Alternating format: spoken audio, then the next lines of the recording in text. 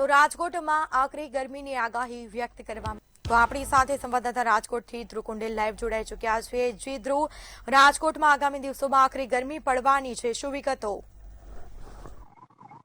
ચોક્કસથી વાત કરીએ તો રાજકોટમાં હાલ અત્યારે આખો તાપ પડી રહ્યો છે અને તેના જ કારણે લોકો કામ પોકારી રહ્યા છે।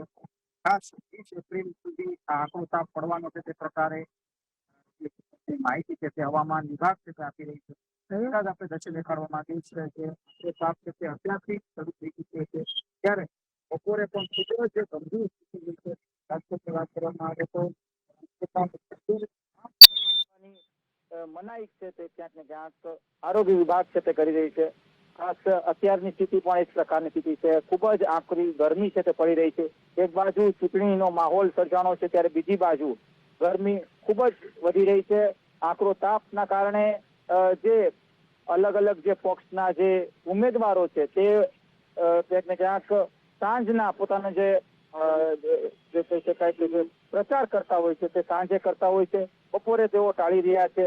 એક બાજુ સ્થાનિક સ્વરાજની ચૂંટણી છે અને ત્યારે બીજી બાજુ ખૂબ જ આકરો તાપ પડી રહ્યો છે અને આ તાપના કારણે એક જે લોકો છે તે ત્રાહિમામ પોકારી રહ્યા છે। સ્થિતિ ખૂબ જ હાલ અત્યારે ગંભીર બની રહી છે રાજકોટમાં જ, અને આ જ પ્રકારની સ્થિતિ છે તે 20 તારીખ સુધી રહેશે। આ પ્રકારની જે રિપોર્ટ છે તે હવામાન વિભાગ દ્વારા આપવામાં આવ્યો છે, એટલે કે તાપ ખૂબ જ વધ્યો છે।